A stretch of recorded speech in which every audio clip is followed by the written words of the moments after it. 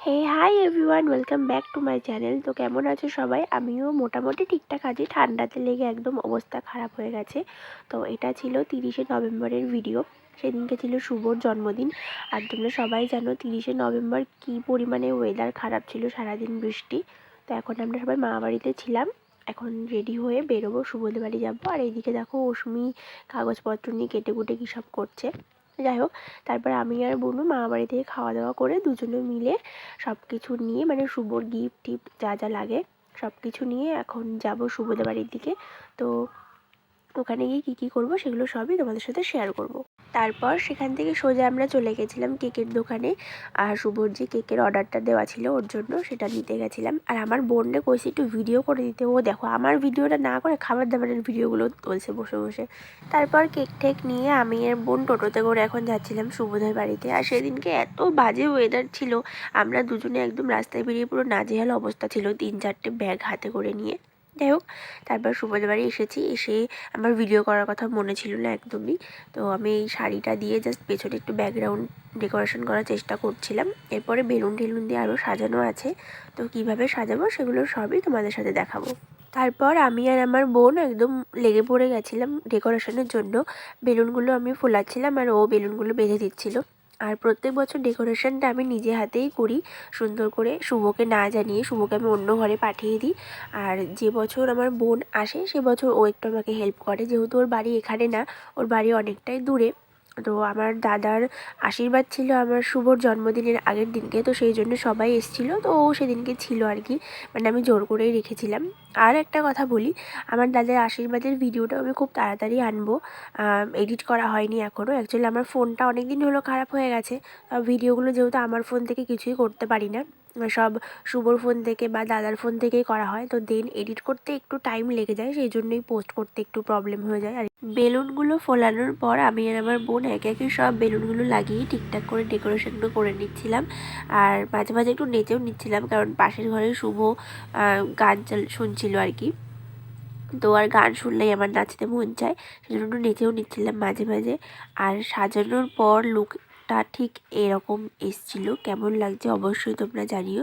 সব কিছুই চেষ্টা করেছি নিজের হাতে যেটুকু পারি সেটুকুই করার। তো মন থেকে করেছি, আমার তো খুব পছন্দ হয়েছে। আর এই যে দেখছো এই অ্যালফাবেট যে এলইডি লাইটগুলো, এগুলো কিন্তু আমি মিশো থেকে নিয়েছি। তো সেই ভিডিওটা আমি অলরেডি কিন্তু ইউটিউবে পোস্ট করে দিয়েছি, তোমরা চাইলে দেখে আসতে পারো। ডেকোরেশনটা কেমন লাগছে অবশ্যই জানিও। সবার খুব পছন্দ হয়েছিল, আমারও ভীষণই পছন্দ হয়েছিল, কারণ আমি মন থেকে করেছি। আর প্রিয় মানুষের জন্য মন থেকে করলে সব কিছুই সুন্দরই হয়।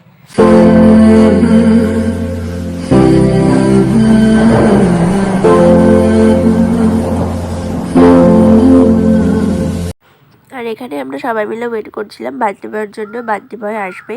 বার্থডে বয়কে অনেকক্ষণ ধরে আমরা ওই ঘরে আটকে রেখেছিলাম সারপ্রাইজ দেওয়ার জন্য। তো বার্থডে বয় দেখো এখানে এসে গেছে। আর এই দিকে এই পার্টি পপার, এটা কোনোদিন সঠিক সময়ে ফাটেই না। মানে তুমি যতই দাম দিয়ে ওটা কেনো আর যতই যাই করো না কেন, তুমি চেষ্টা করো ওটা পারফেক্ট সময়ে ফাটবে, কিন্তু অ্যাকচুয়ালি এটা পারফেক্ট সময় একদমই ফাটে না।